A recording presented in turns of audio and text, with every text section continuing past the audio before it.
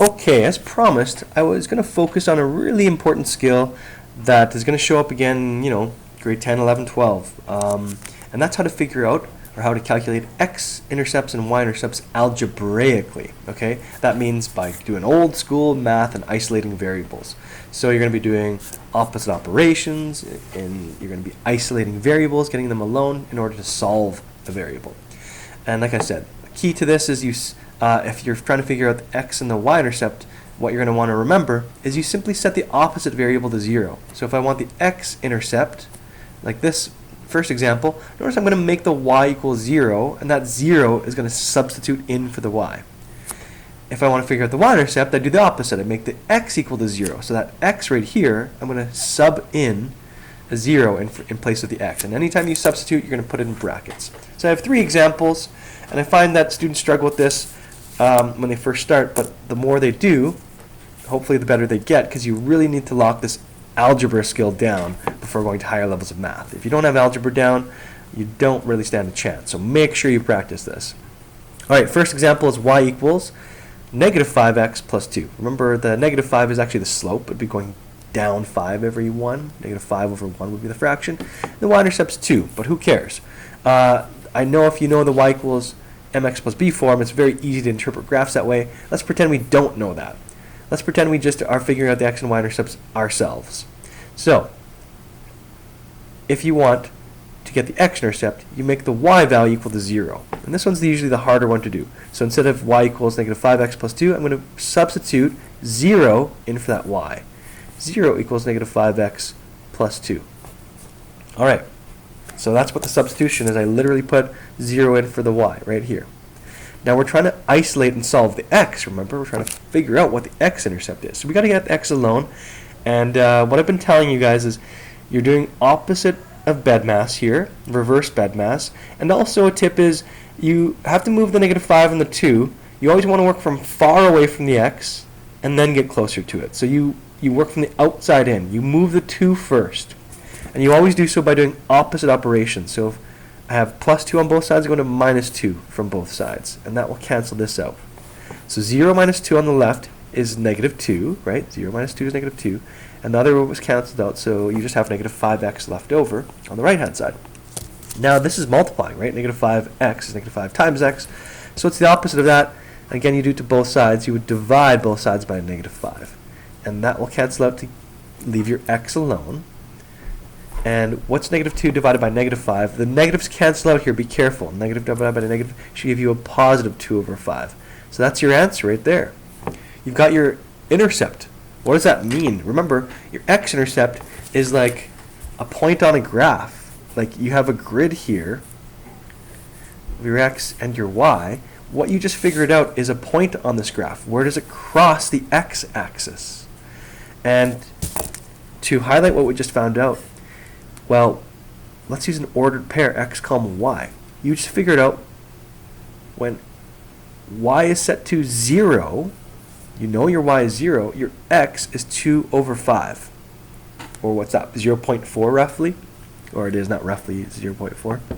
So, on a grid here, if you had like 1, 2, 3, 4, 2, 3, 4, and this was like 0.5 right there, your first point is right there, 0.4 roughly, just below that halfway point. You've got your intercept. That's what that means, 2 over 5 comma 0. And let's figure out your y-intercept now. So you take your exact same equation, except this time you're going to make your x equal to 0. So always substitute in brackets here, plus 2. And when you put your x as your 0, what's negative 5 times 0? Well, it's just 0. So you still have 0 plus 2, and 0 plus 2 is 2. So the y-intercept is usually a lot easier to calculate. And that's why, by the way, remember when if you really knew your y equals mx plus b form, well, your b value is always going to be your y-intercept if you think about it, because when you set that to 0, it's always going to wipe it out. So that's why your b value for y equals mx plus b is always your y-intercept, y equals 2. Again, what's that really mean? As an ordered pair, though, it's 0, 2. That's what it is. Your x is 0, well, it's going to be your output y is 2. So on a graph, you've now 1, 2, you've got your second point. And if you just, since you know it's linear, if you connect those, with a ruler, you've got your graph. And the faster you get at this, the faster you'll be able to graph things very easily. Hopefully that makes sense. So again, key is to set the opposite variable to 0, and then just use your algebra skills to isolate the variable. And when you graph them, it's super quick that way. Okay, next example, I just gave function notation, but really remember this f of x is really just the same as all of that is just y. So y equals 3 over 2x minus 4. So let's figure out our x-intercept first. Remember, you make your y, the whole thing on the left, equal to 0. So 0 is my y, equals 3 over 2x minus 4. Okay, so remember you work far away from x and then get closer to it. So move the 4 first. So add 4 to both sides. So 0 plus 4 is 4 on the left. And those canceled out, so you just have 3 over 2x. Remember, this is 3 over 2 times x. So you could just divide both sides by 3 over 2. Be careful if you do this. If you divide both sides by 3 over 2, put it in brackets. You could also do this in 2 steps. You could get rid of this divided by 2 first. You could multiply both sides by 2, and that's going to give you an 8 over here, and then you divide by 3. But if you want to do it in 2 steps, that would be doing it in 2 steps, multiply by 2, then divide by 3 to get rid of this on both sides. But if you do decide just to divide this, you know how like the last example we divided by -5 on both sides? Just make sure you put brackets when you divide by 3 over 2, otherwise you will be making a mistake. Your calculator will not be making a mistake, you will be.